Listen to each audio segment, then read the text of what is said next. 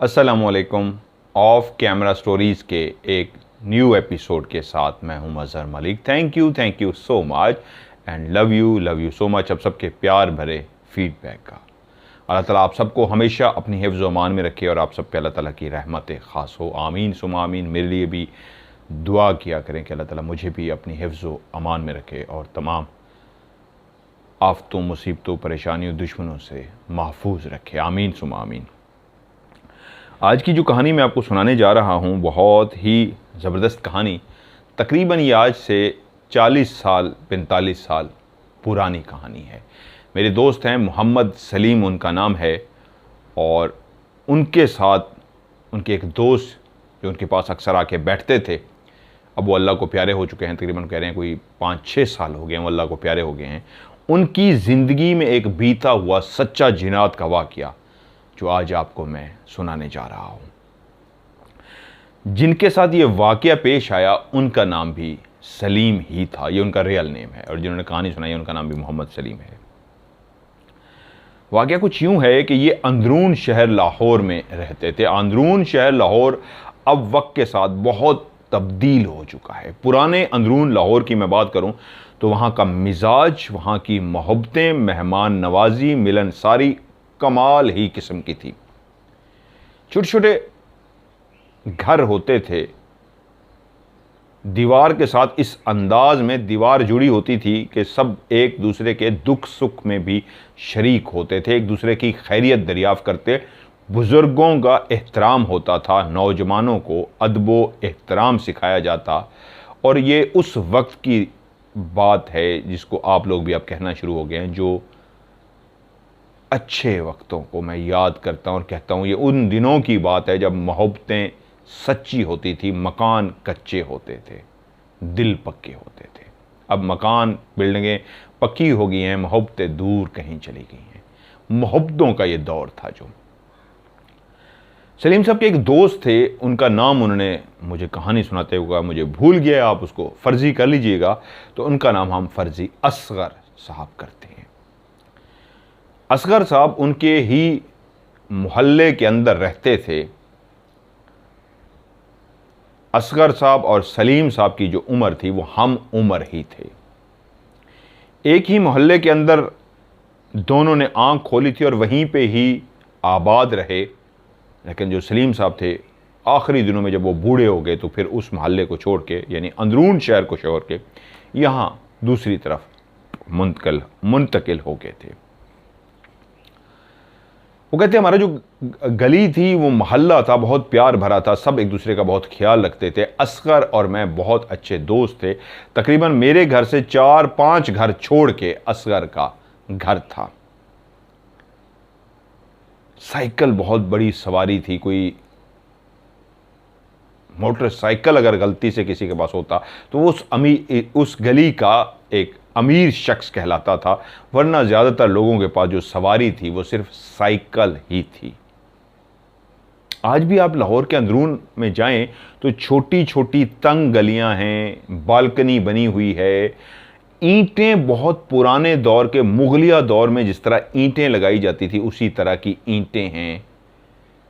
आज की जो बड़ी बड़ी ईंट है इस तरह की नहीं, ये बारीक वाली ईंटें हैं। और उन ईंटों को एक ऐसे मसाले से जोड़ा जाता था जिसमें दाल जो हम खाते हैं, खाने वाली दाल है, ये दाल भी शामिल होती थी, जिससे वो घर मजबूत बनता था। पिछले दिनों की एक बात है, मेरे एक दोस्त हैं, बहुत ही प्यारे दोस्त शाहजी, उनके साथ मेरा जाना हुआ अंदरून शहर में, जिसकी मैं कहानी सुना रहा हूँ।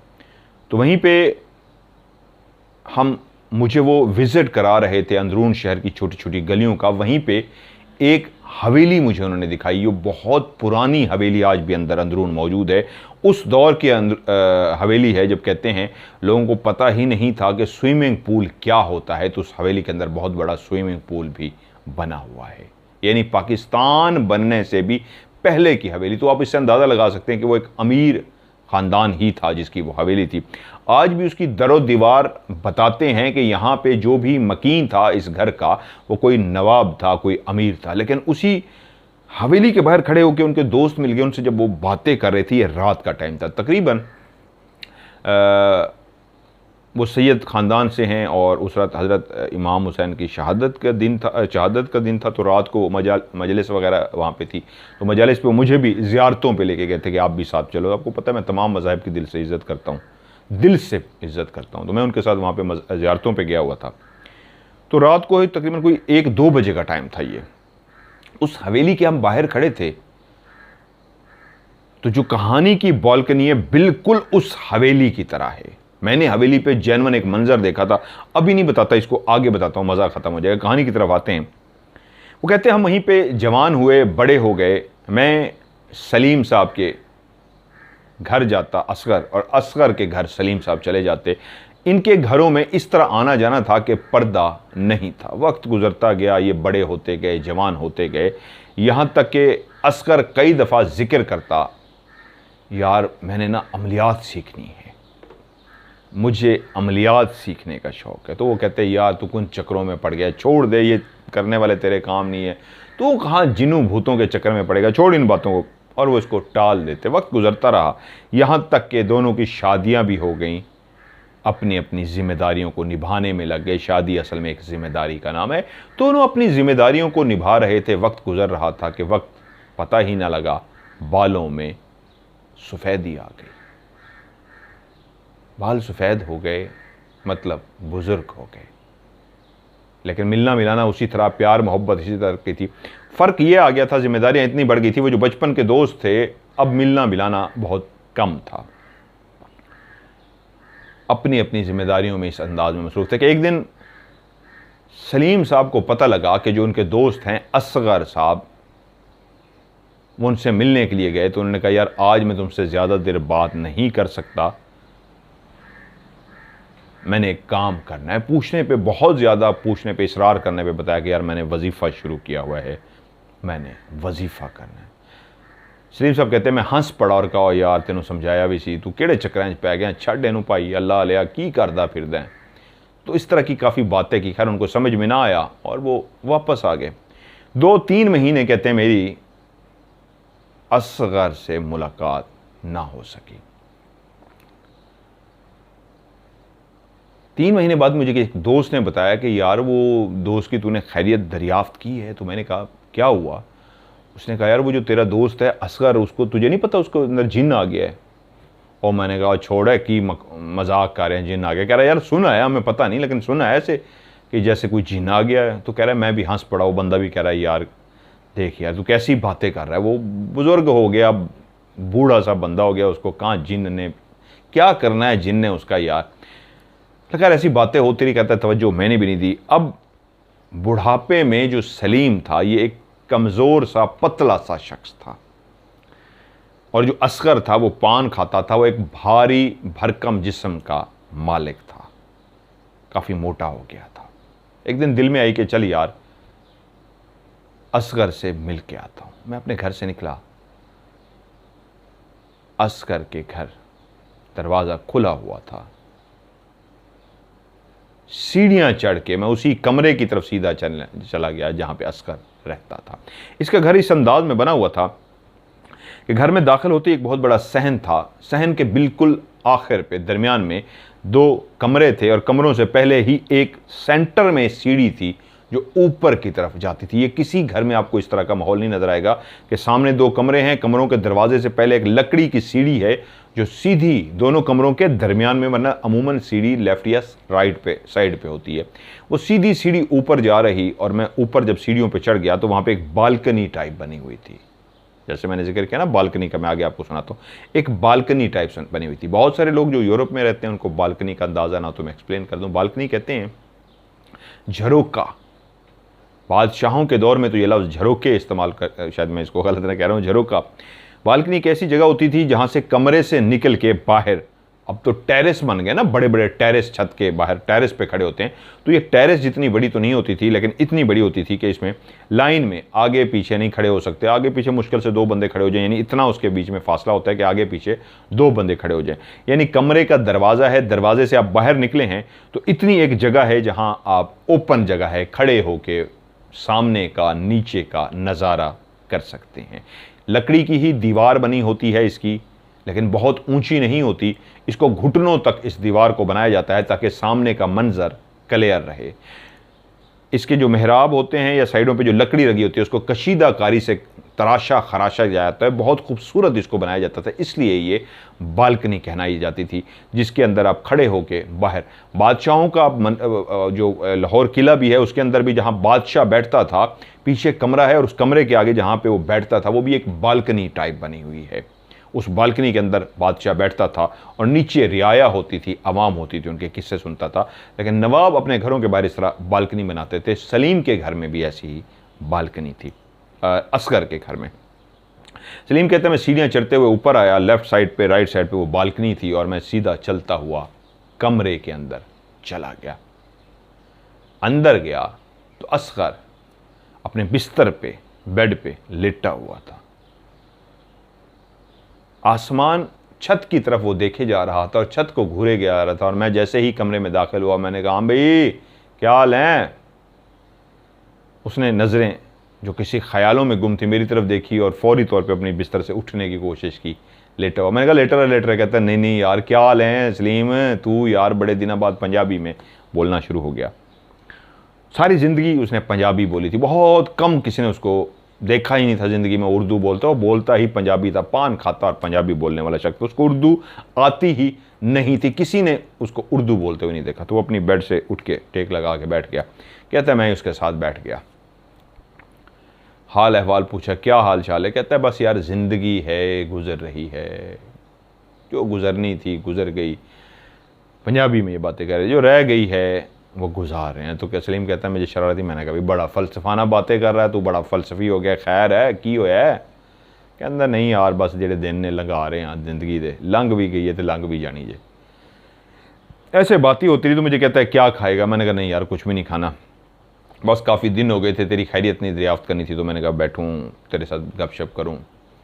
2-3 महीने हो गए थे मुलाकात ही नहीं हुई, बस मैं भी ज़िंदगी की जिम्मेदारियों में था। ऐसे हाल अहवाल दोनों बैठ के दोस्त कर रहे थे।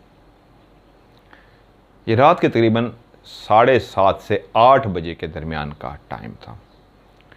बातें करते करते सलीम कहता है मैं बोल रहा था, काफ़ी देर वो बोलता रहा, मैं उसकी सुनता रहा। मैं जब बोल रहा था तो बोलते बोलते उसने गर्दन नीचे की और नीचे गर्दन करके ना उसने जैसे ही इस तरह मेरी तरफ गर्दन उठाई है तो मैंने देखा है उसकी आंखें बहुत बड़ी बड़ी और लाल हो गई हैं।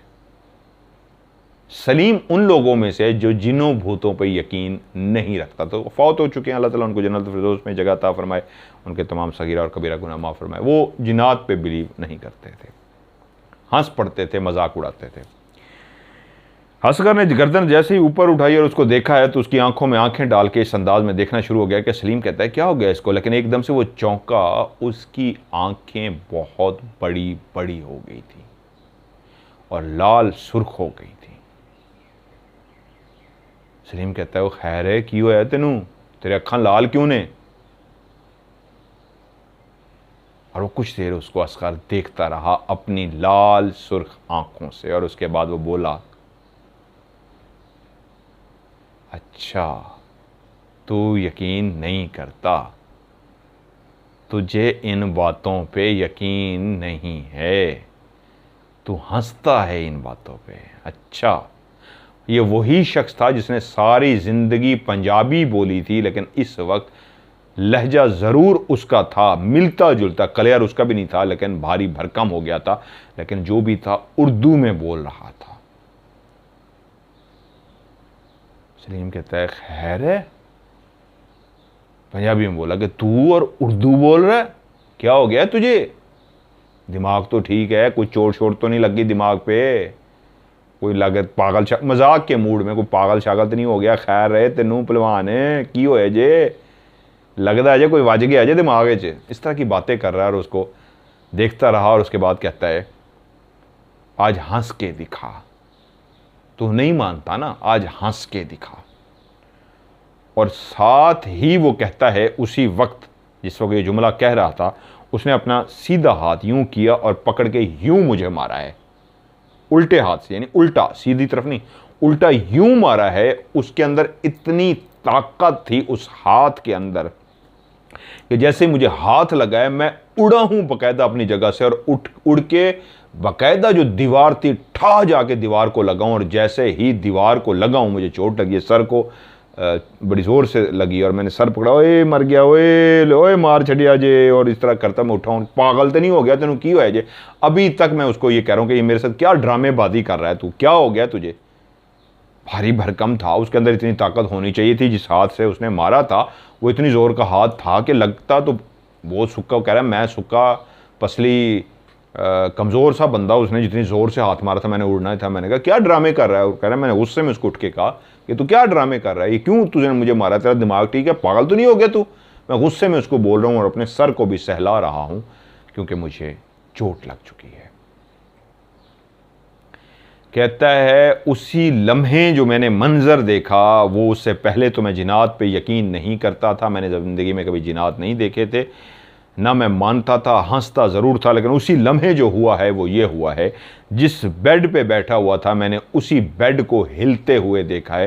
ढक ढक ढक ढक ढक ढक ढक ढक बेड इस तरह ज़ोर ज़ोर से हिलना शुरू हो गया है कि मैं एक सेकंड को मैंने बेड को देखा और चौंक गया। एक सेकंड में अंदाज़ा हो गया ये बेड हिल तो ये नहीं रहा, ये तो अपनी जगह से बैठ रहा है। हाँ, उसके चेहरे पे मुस्कुराहट ज़रूर थी, वो जो आंखें बड़ी बड़ी और लाल हो गई थी अब और खौफनाक हो गई थी, और वो अजीब से अंदाज में मुझे घूरे जा रहा था और बैठा मुस्कुरा रहा था, वो हिल नहीं रहा था, बेड उसका डग डग डग डग डग हिल रहा था। और मैं जो इन चीज़ों पे यकीन नहीं करता, सलीम फरमाते हैं कि मैं ये सोच रहा हूँ बेड के नीचे कौन है जो बेड को हिला रहा है, या ये क्या कर रहा है, कि ये मेरा सोचना ही था कि जैसे बेड पे निगाह पड़ी और मैं ये सोचना शुरू हो गया कोई बेड के नीचे घुसा हुआ है या बेड को कोई हिला रहा है, या क्या मंजर है, कि उसी लम्हे उसके पीछे जो अलमारियाँ लगी हुई थी, तमाम 3-4 अलमारियाँ थी, वो तमाम अलमारियाँ ज़ोर ज़ोर से खुलना और बंद होना शुरू हो गई, यहाँ तक कि वो उसके कमरे में वो शीशे की, पुराने अब तो घरों में ख़त्म हो चुकी है, शोकेस टाइप ही होता है जिसमें बर्तन वगैरह रखे जाते थे, लकड़ी की एक बहुत बड़ी अलमारी होती थी, उसके 3-4 दरवाजे होते थे खोलने बंद करने के लिए, उसमें आप बर्तन वगैरह सजा के रखते थे। लेकिन उसके कमरे में जो पड़ी हुई थी काफ़ी पुरानी हो गई थी और उसमें कोई बर्तन वगैरह नहीं थे, कोई ऐसे चीज़ें थोड़ी बहुत ही पड़ी हुई थी, गर्द से मट्टी से भरी हुई थी, वो पुरानी थी। उसकी जो खिड़कियाँ थी ठक ठक ठक ठक ठक ठक ज़ोर ज़ोर से खिलना शुरू हो गई। उसी के नीचे ड्रॉर लगी हुई थी, दराज जो होती है खोलते हैं बंद करते हैं, वो दराजें भी मैंने देखा वो खुल रही हैं बंद करी हैं। उसके कमरे की जो खिड़की लगी हुई थी लेफ्ट पे और एक खिड़की हवा के लिए राइट पे लगी हुई थी, उन खिड़कियों को कोई नहीं खोल सकता था, सब फ्रॉड हो सकता था, लेकिन वो खिड़कियां थी पीछे वाली साइड से, खिड़कियों की जो जगह थी वहां पे चढ़ कोई नहीं सकता था, अंदर वाली साइड मेरे सामने थी कि कोई भी नहीं था, वो खिड़कियां भी ठा ठा ठा ठा खुलना बंद होना शुरू हो गई, अलमारी की भी खुल रही हैं, दराजें अंदर बाहर हो रही हैं, यहां तक कि मैं मुड़ा हूं ये सोच के कि नहीं, जिन चीज़ों को मैं नहीं मानता था अब मानना पड़ेगा, ये सब कुछ रियल हो रहा है।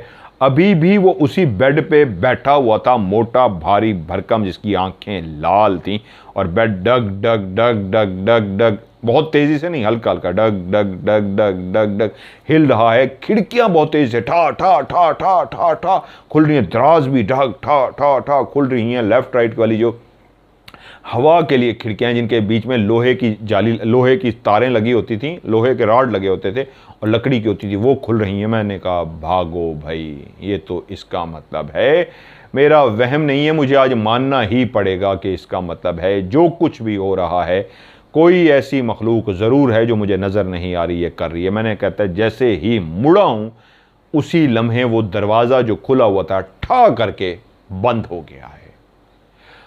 मैं दरवाजे से 2 कदम ही होऊंगा, 2 या 3 कदम या 2-1.5 कदम होऊंगा, करीब ही था दरवाजे के, इतना था कि मैं मुड़ना था, 1-2 कदम उठाता मैं बाहर निकल जाता।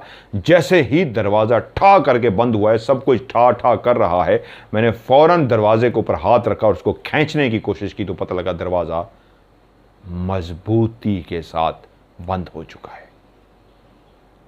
और जैसे मुझे ये एहसास हुआ दरवाज़ा मजबूती के साथ बंद हो चुका है, तो मैं खौफ, दिल की धड़कन तेज़, पूरा जिस्म कांप रहा है। अभी भी कमरे में सूरत हाल ये है, बेड के हिलने की आवाज़ भी अपनी जगह मौजूद है, लेफ़्ट राइट हवा वाली जो खिड़कियां हैं वो भी ठा ठा के साथ खिड़की जो होती थी उनके दो दो पट होते थे, उनको पट बोलते थे, जो हवा के लिए होती थी।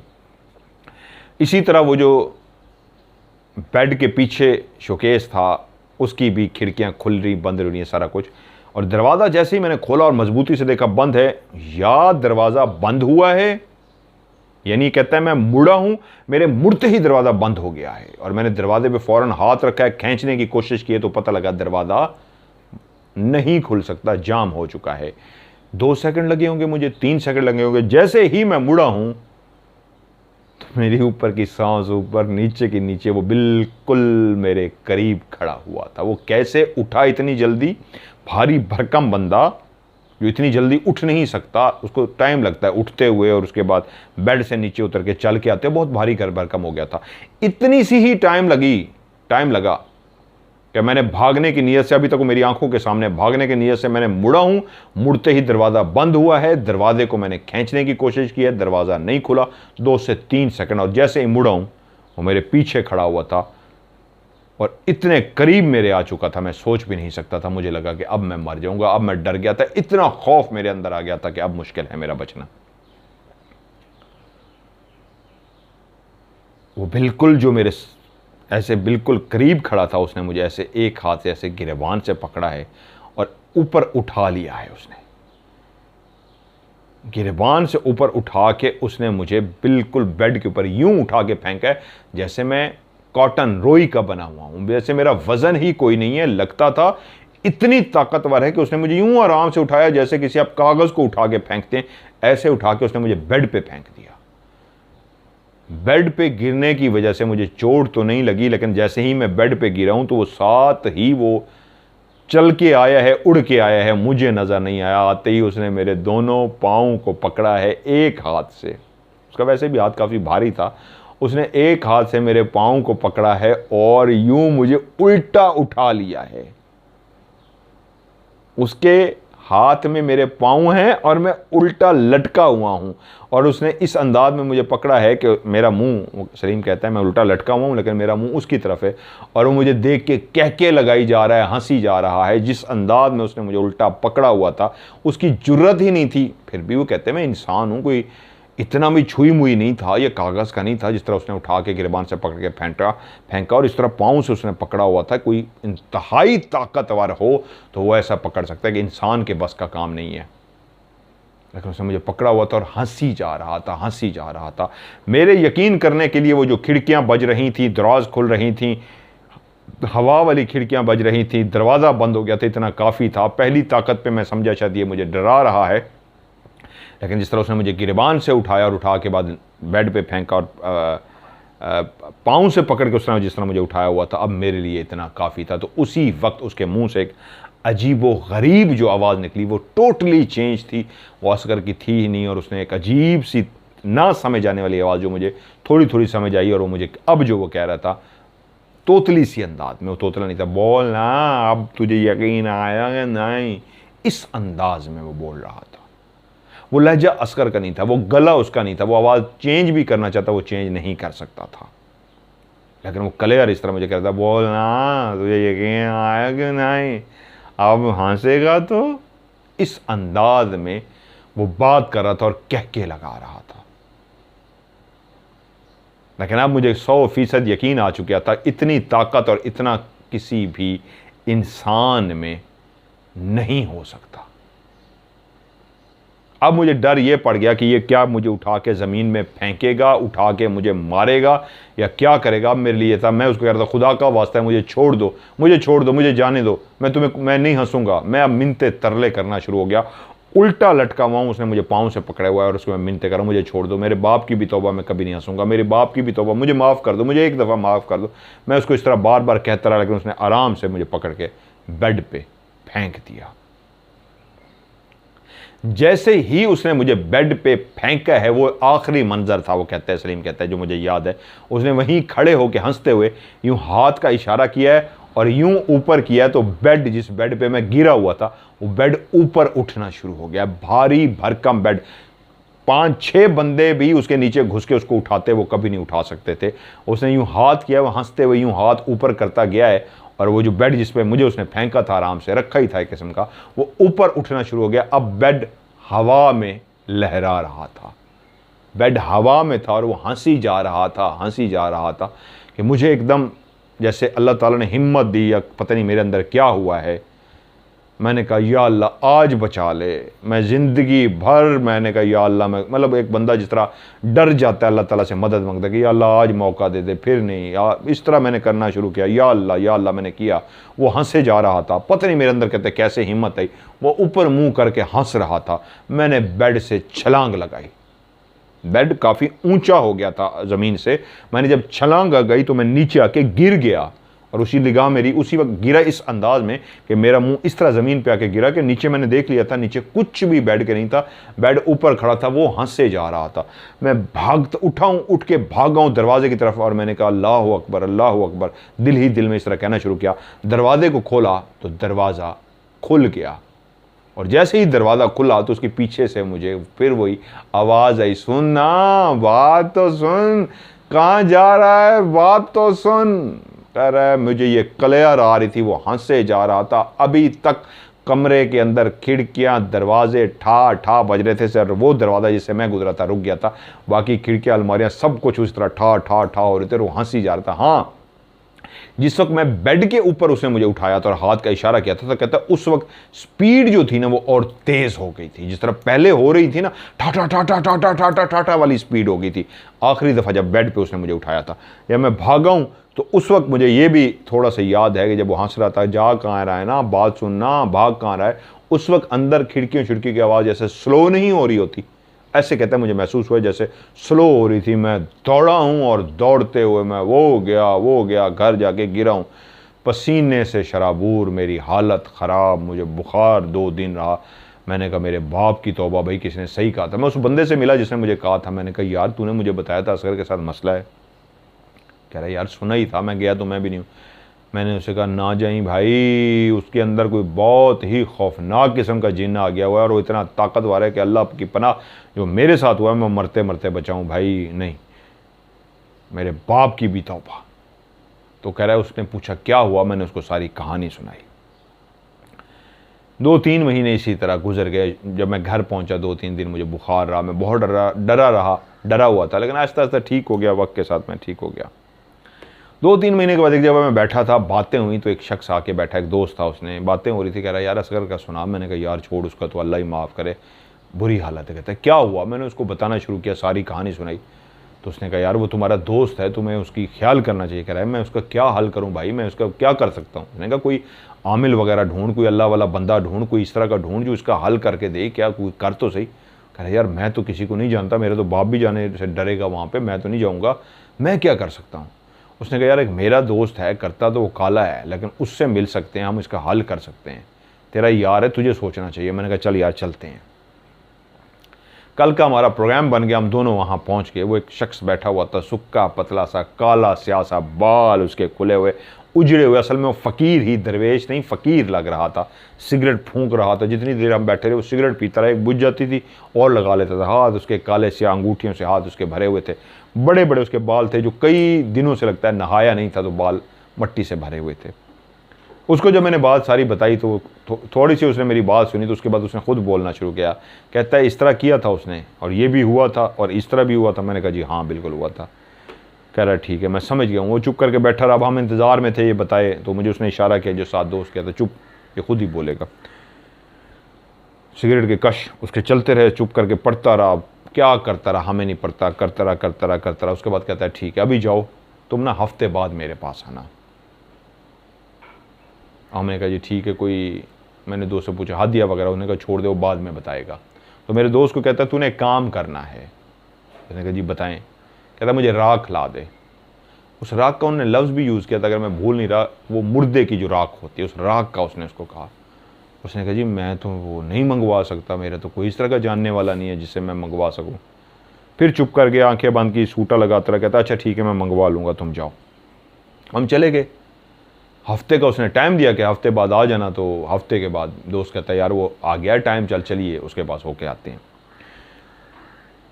हम दोनों उस बंदे के पास पहुंच गए आज भी वही उसका हुलिया, वही कपड़े जो हमने उस दिन देखे थे, वही कपड़े पहने हुए एक ही कमरे में बैठा था जो ऊपर बना होता था। सीढ़ियाँ चढ़ के जाते थे, नीचे सीढ़ियाँ थी, एक दुकान थी, उसके साथ सीढ़ियाँ थी, सीढ़ियाँ चढ़ के ऊपर जाते थे तो उस दुकान के अंदर वो बरजमान होता था।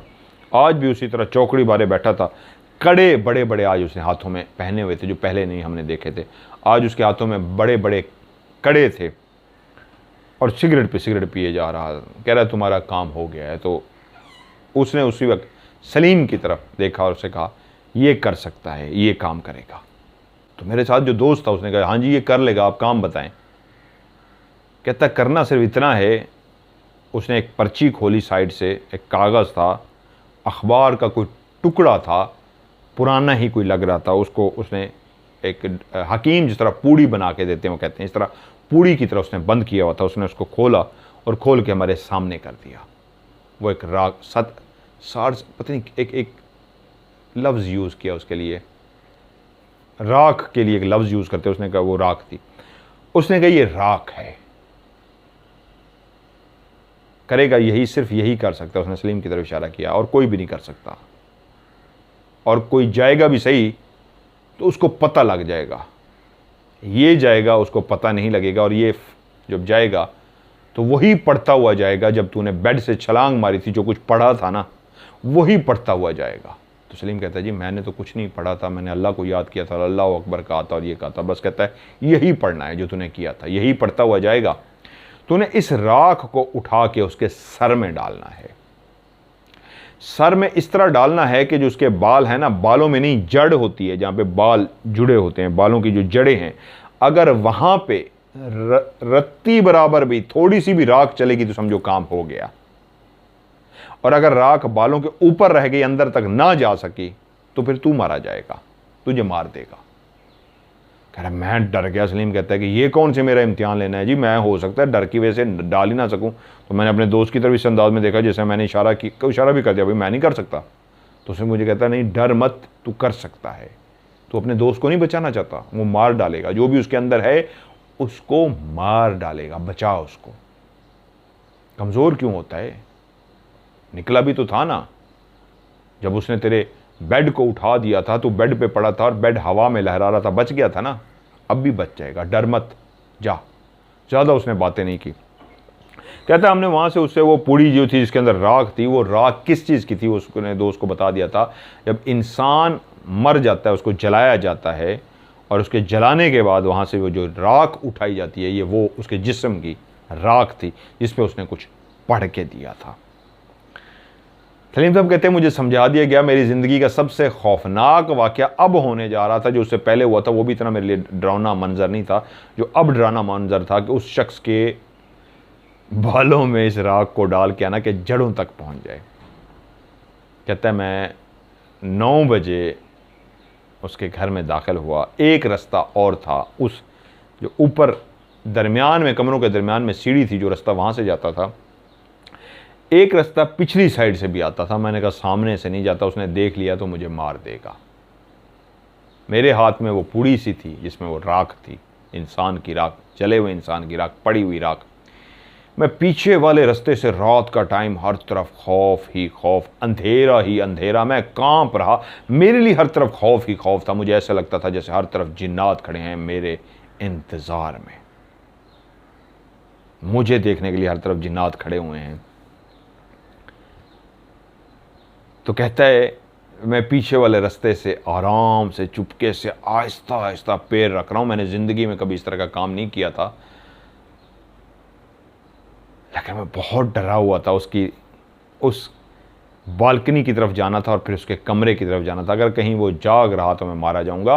और जो उसके वक्त हाज़िरी उसके अंदर हुई थी, पहले नहीं थी, पहले मेरे साथ ठीक रहा था, बातें करता रहा था, बाद में उसके अंदर हाज़िरी हो रही थी। उस काले जादू वाले ने मुझे ये भी कहा था कि जब तू जाएगा वो हर वक्त उसके अंदर हाज़िरी नहीं होती, हाज़िरी किसी किसी वक्त होती है। हो सकता है हाज़िरी जब तू जाए हाज़िरी हुई हुई हो उसके अंदर, और ये भी हो सकता है वो नॉर्मल बैठा हो तो बातों बातों में उसको लगा के उसके सर में डाल दी। अब खौफजदा बात क्या थी, उसने कहा था कोई और जाएगा तो वो जो उसके साथ चीज़ें हैं उसको बता देंगी कि कोई आया है तेरे सर में राख डालने। उसने सलीम की तरफ इशारा करके कहा था ये जाएगा तो उसको नहीं पता लगेगा, तो मजबूरी थी, उसकी ज़िंदगी को भी बचाना था, कोई और था नहीं। तो कहता है मैं चुपके से अब चलता हुआ जा रहा हूँ इस अंदाज में कि उसके कमरे के कोने पे पहुँच गया। अब मैंने मुड़ना था, ये मैं साइड वाली दीवार से आ रहा हूँ। अब मैंने नीचे उतरना है, नीचे उतर के मैंने झांकना है कि वो क्या कर रहा है अपने कमरे में। कह रहे मेरे दिल की धड़कन बहुत तेज़ थी, मैंने इधर इधर देख रहा हूँ, कोई मुझे देख तो नहीं रहा। सबसे ज़्यादा मुझे जो डर और खौफ है, कोई जिन भूत तो नहीं खड़ा हुआ जो मुझे देख रहा हो और वो मुझे पकड़ ले, शोर कर दे, या यहीं पे मेरे साथ कुछ हो जाए।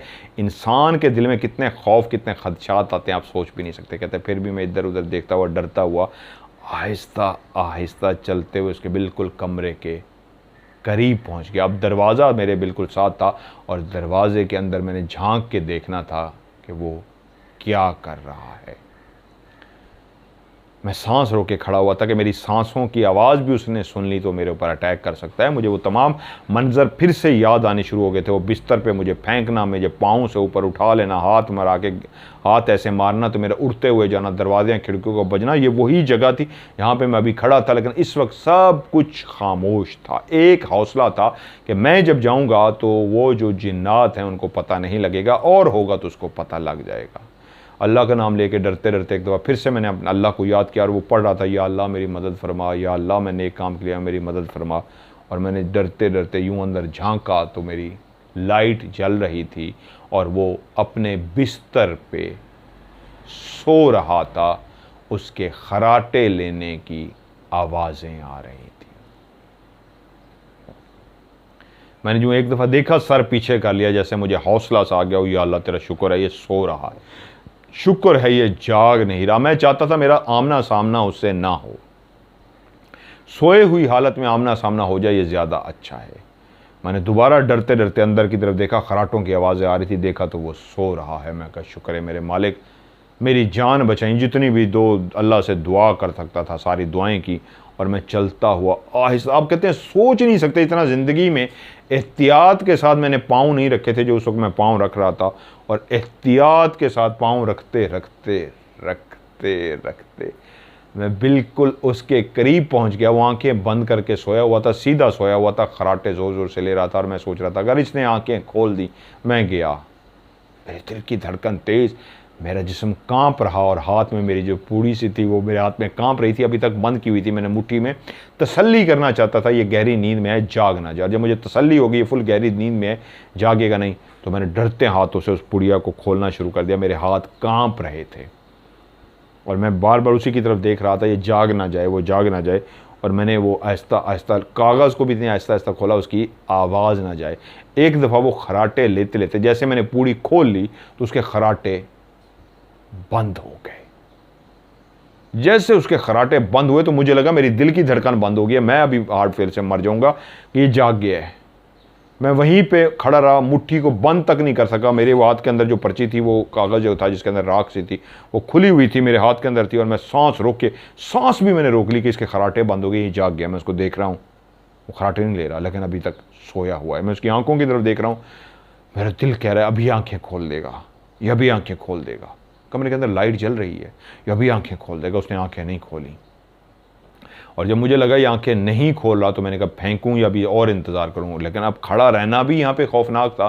तो मैंने देखा फिर वो हल्के हल्के खराटे शुरू कर रहा है।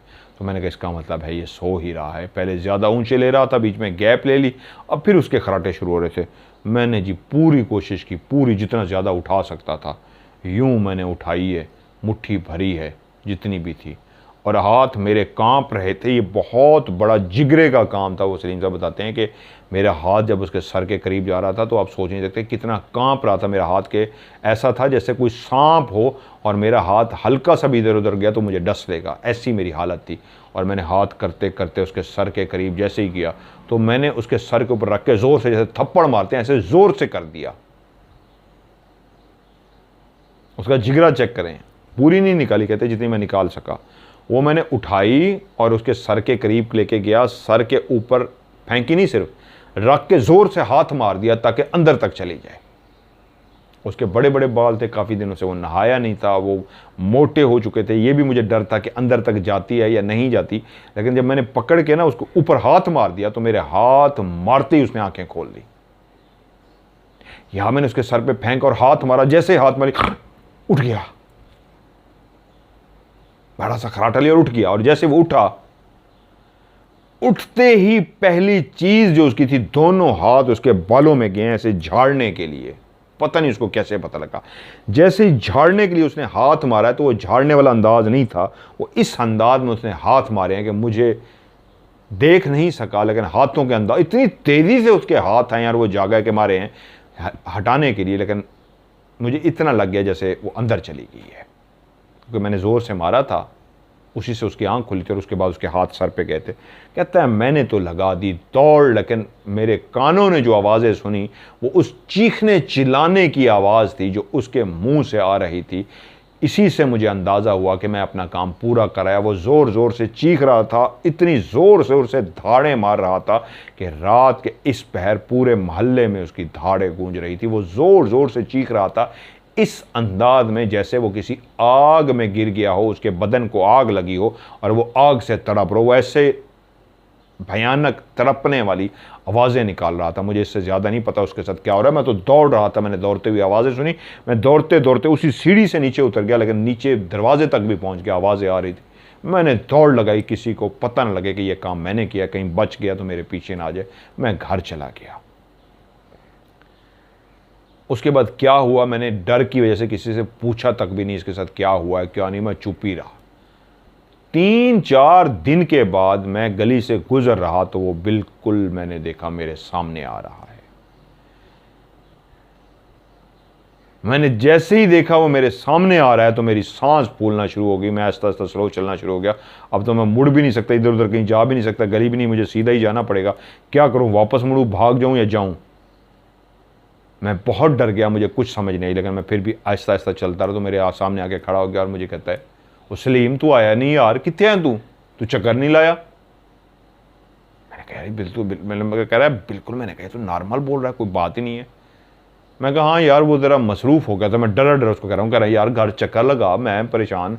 मैं कहा यार मेरा चक्कर नहीं लगा रहा, तू कहाँ है? मैं अभी ज़रा निकला था तो पता कर काम गया था, तुझे नज़र पड़ गई। तू इतने दिन हो गए यार, कितना अर्सा हो गया, तू चक्कर तो लगा, तू तो मेरे पास आया नहीं। कह रहा है मुझे जो डर लगा हुआ था, शरीर में कांप रहा था, मुझे ऐसे हौसला सा मिला यार, ऐसे लगा ये तो ठीक ठीक सी बात कर रहा है। मैंने कहा हाँ यार चक्कर लगाऊंगा, बस मेरा टाइम नहीं मिला। इस तरह कहता है यार चक्कर लगा, कोई बात नहीं, बच्चे ठीक है, भाभी ठीक है। नॉर्मल खड़े होकर मुझसे बातें कर रहा था। वो क्या बातें कर रहा था मुझे वो तो नहीं पता, लेकिन मुझे इतना याद है जो मेरे अंदर खौफ था वो आहिस्ता आहिस्ता कम हो रहा था। बहरहाल उसने मुझे कहा ठीक है मिलेंगे, वो चला गया। तो फिर मैं काम शाम जो करना था अपना किया और उसके बाद फिर स्पेशल गया, उसके जो इर्द गिर्द के लोग थे उससे पूछा यार असगर की हालत क्या है? मैंने कहा यार अब वो ठीक हो गया है, उस रात बहुत भयानक चीखता रहा था, क्या हुआ हमें नहीं पता। हम उसके घर नहीं गए, ना उसके घर वालों से पूछा है। नीचे जो उसके घर वाले रहते हैं, ये ऊपर रहता था, घर वाले नीचे थे, हमने नहीं पूछा। लेकिन रात बड़ी देर तक वो चीखता चिल्लाने की उसकी आवाज़ें आती रही। हम बाहर भी निकल आए हैं तो उसके घर वालों ने दरवाज़ा बंद कर दिया था। अंदर क्या हुआ है हमें नहीं पता, लेकिन उसके बाद से बाहर निकलना शुरू हो गया। 3-4 दिन हो गए, हम भी देख रहे हैं ये ठीक है और अब सबसे मिलता है, अब कोई मसला नहीं है। मैंने कहा यार पहले क्या मसला था? अनजान बन के कह रहा यार पहले जिनात का मसला था इसके साथ, जिनात के वाक़े होते थे, घर वाले बताते थे इसके साथ जिन है, लेकिन अब वो बताते हैं इसके साथ कुछ भी नहीं है, बिल्कुल ठीक हो गया है। और सलीम साहब कहते हैं वाकई उसके बाद वो बिल्कुल ठीक हो गया, उसके साथ दोबारा कभी भी कोई मसला नहीं हुआ। वो जिससे हम राख लेके आए थे, कहता है मैं भी उसके पास नहीं गया, मुझे इतना डर लग गया था कि ये ठीक हो गया, ये चीज़ें मेरे पीछे ना पड़ जाएं। कहता है फिर मैं भी उसके पास कभी नहीं गया, ना उस राख देने वाले के पास। असगर से फिर मैं मिलता रहता था, लेकिन कम ही मिलता था। और यार फिर ना कोई किताबें पढ़ ले, कुछ ना कर ले, मेरे ही गले ना पड़े, भाड़ में डाले यार। तो मैं लेकिन जब मिलता था उसके बाद वो मुझे नॉर्मल मिलता था, ठीक मिलता था। फिर वो नहीं हुआ। वो सलीम साहब वहाँ पे काफ़ी अर्सा रहे, असगर के साथ भी रहे मोहल्ले में। फिर उसके बाद वो यहाँ शिफ्ट हो गए करीब। तो हमारे जो दोस्त हैं सलीम साहब, उनके पास आए तो ऐसे बातों बातों में बैठ कर उन्होंने कहा यार ये ज़िंदगी का वाक़या है, मैं बूढ़ा हो चुका हूँ, अब तो कोई पता नहीं कब बुलावा आ जाए अल्लाह का और चले जाएं। लेकिन सलीम आज आपको एक सच्चा वाक़या सुनाता हूँ जो मेरी ज़िंदगी में होता। तो उन्होंने ये बैठ के उनको ये सारा वाक़या सुनाया जो उनके साथ ये पेश आया था। तो उसके बाद वो फिर आज 4-5 साल हो गए हैं। वो अल्लाह को, सलीम साहब जो ये थे जिन्होंने ये सारा वाक़या किया था, वो अल्लाह को प्यारे हो गए। तो मुझे सलीम साहब ने, मोहम्मद सलीम उनका नाम है, उन्होंने कहा यार बड़ा सच्चा वाक़या जो उनके साथ हुआ था। असल में हुआ क्या, मैं उनसे मिलने के लिए खड़ा हुआ था तो एक लड़का आया, उससे वो गपशप कर रहे थे, यार ये बड़ा फरमाबरदार बच्चा, इसके वाले साहब बड़े अच्छे होते थे, इसके वाले साहब बड़े यूँ थे, ये थे वो थे। लड़का भी कह रहा है हाँ जी ये वो है। तो मुझे कहता है पता है ना आपको इनके वाले साहब का उन्होंने एक राख वाला वाक़या किया था। मैंने कहा यार आपने मुझे नहीं बताया। कहता नहीं आपको नहीं बताया। मगर नहीं, कहता यार इनका तो बड़ा मशहूर वाक़या है। तो लड़का बोला हाँ अबू का वो जो राख डाल के आए थे। कहता हाँ हाँ। मैंने कहा यार मुझे भी सुनाए। तो उन्होंने वो फिर वाक़या मुझे सुनाया। तो मैंने कहा यार ये बड़ा अच्छा वाक़या है, ये इंशाल्लाह मैं अपनी कहानी में शामिल करूँगा। और आज की कहानी में मैंने इसको शामिल किया। कहानी थोड़ी सी लेंथी होगी है कि जो शाह साहब वाला वाक़या था मुझे याद है, कल ही इंशाल्लाह इसको कंटिन्यू करूँगा। वहाँ पे गए, वहाँ पे कुछ ख़ास है जो देखा, उसको मैं मज़े से आपको सुनाना चाहता हूँ। जो मैंने देखा और वो लोग हैरान हुए और उन्होंने कहा तुमने सही कहा, और वो सच था, उन्होंने भी देखा। ये इंशाल्लाह कल मैं आपको सुनाऊँगा। सो आज की स्टोरी जो है कैसी लगी, इसको कमेंट सेक्शन में नीचे आप लोगों ने बताना ज़रूर है। और आप लोग भी अपनी कहानियाँ भेजिए, आपकी कहानियाँ भी मेरे पास महफूज हो जाती हैं। नंबर से महफूज कर लेता हूँ, जहाँ कहीं भी स्टोरी लिखा हुआ या OCS लिखा हुआ नज़र आता है मैसेज में, उसको खोलता हूँ, नंबर दे के हॉरर स्टोरी नंबर फ़लाँ फ़लाँ महफूज कर लेता हूँ। और जैसे ही आपका नंबर आता है, मिसाल के तौर पे 300 है और आपका 301 है, तो जैसे ही 300 के बाद 301 आएगा तो आपकी कहानी को मैं शामिल कर लूँगा। तो इसलिए जब भी कहानी आप रिकॉर्ड करें, वॉइस मैसेज में रिकॉर्ड करें या लिख के भेजें, तो अपने एंड में आखिरी लफ्ज़ स्टोरी या OCS ज़रूर लिखना है। और इसको भेजना है, मेरा व्हाट्सअप का नंबर है 0092, पाकिस्तान का ये कोड है 313665550। मैं रिपीट कर देता हूँ 009231366550। यही वाला नंबर पाकिस्तान से डायरेक्ट आप व्हाट्सअप करेंगे 0313665550। आज की OCS से मज़हर मलिक को दीजिए इजाज़त। अपना ढेर सारा ख्याल रखिएगा। खुदा हाफ़िज़।